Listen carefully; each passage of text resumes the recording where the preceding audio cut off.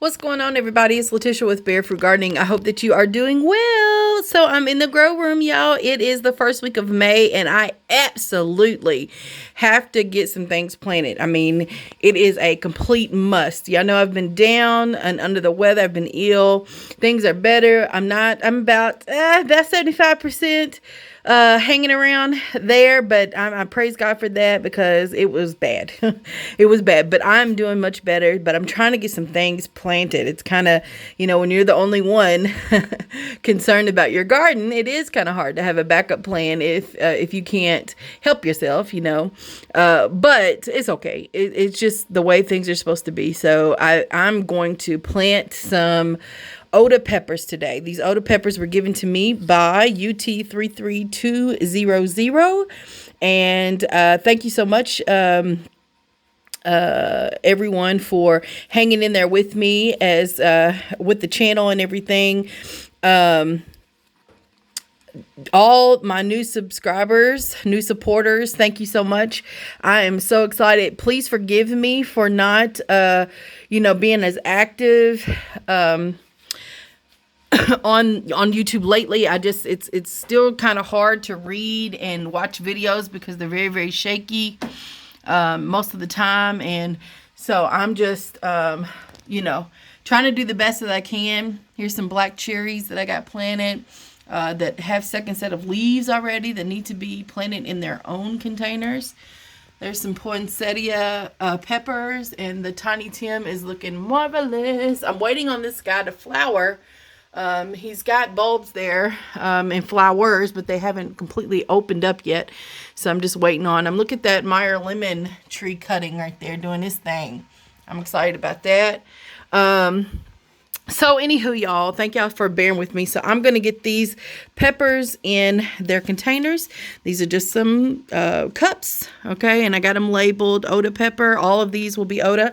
I'm going to put about two seeds in each cup, and then I'm going to put them in my grow light box. His name is Jack, and so I'll show you who he is in just a second if you haven't checked him out yet. I do have a playlist about grow lights, and he was my first grow light station that I had in my house. So it's just a tote box with a shop light in it, or not a shop light, but kind of like a heat lamp. Forgive me for not identifying it correctly, but I'll show you what it looks like in just a second. Okay, so I have the peppers planted, and the seeds are really small, so they don't have to be planted as deep in the soil. So what I'm going to do is just easily just cover these up with my fingers and pat it down just a bit, and it's all over. You see that? Yep, not very hard at all. Make sure I just have one seed in that one. But I'm going to have two in each of these cups. And then as they grow, I will probably end up separating these eventually. But no worries right now. All right, all done. Got my water there. I'm going to put a little bit of water over top. I wish I had my spray bottle. Oh, it's over there. I did pre-moisten this soil before I put it in the cups, but I'm just going to give it a spray just like that. And then I'm going to put these babies in the grow light box. So the grow light box is different than my grow station down here. I'm going to show you in just a second what that looks like. All right. Before I put them in the grow box, I am going to sprinkle some cinnamon on top of the soil. When there is humidity and wetness, that is like almost always a great environment for mold to grow. And cinnamon is an antifungal. And so it just doesn't work, I will admit, all the time. I would say about 80% of the time it works for me. Sometimes I find myself getting a spoon or something like that and just scraping some mold off the top. But 80% of the time it does work for me. So I'm excited to use it. It's something that's always in my house. I don't have to spend a whole lot of money on this either. So I'm just going to sprinkle generously on top here. And then from now on, I'm going to water from the bottom. So that's why this is in a container. So I can put some water in it and water from the bottom. Okay, so I don't have to disturb the top of the soil. You can do what you want.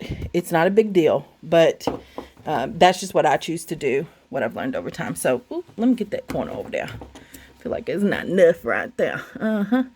And so that might look like a lot, but I mean, you know, it's not a big deal. It's supposed to help you, and it smells delicious. It's another rainy day outside. So I haven't been outside, but my plan this week is to direct sow mixed greens outside, salad greens, and some root vegetables.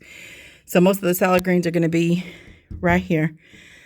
And then I'm going to put some of those root vegetables in the grow pots. So yeah, that's the plan. You can see, I don't know if you could tell, but right there's a yellow flower. That's my pak choi that bolted. So I'm going to be pulling all of that out and direct sowing the greens. But I may not be able to do that today because it's raining. Like there's a little break right now, so I might run out there and do it. But I want to do it while the soil is wet because I don't have to water. So that's just a tip for beginner gardeners. If it is raining, if you can catch a break in the rain, go outside and sow some seeds real quick, cover them up, and you don't have to water for the rest of the day because it's raining. Okay, you all, so here is Jack, my grow box. This is the first grow station I had in my house a couple years ago. Actually, was it last year when I first used it? I think it was last year, yeah. And so I learned how to do this. Gary from the Rustic Garden does a whole series on how to build this thing, and I just followed his instructions. This tote was in my house already, so $0 there.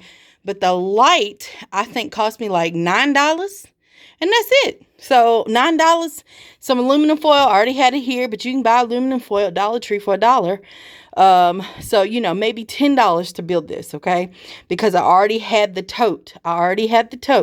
So, but you can use clear totes. I've seen plenty of people do that. UT33200 is a YouTube channel that these are the lady and the gentleman that gave me the Oda pepper seeds and a lot of other stuff. But they have a grow stations in their house, but they use clear containers with the grow lights. So, I mean, you can do almost anything, you all. There's no excuse. Like, so if you can't afford the grow lights, remember I talked about the winter sowing. So if you have never heard of the technique of winter sowing, please check out my playlist called Winter Sowing. And I did a live recently explaining how to start your containers.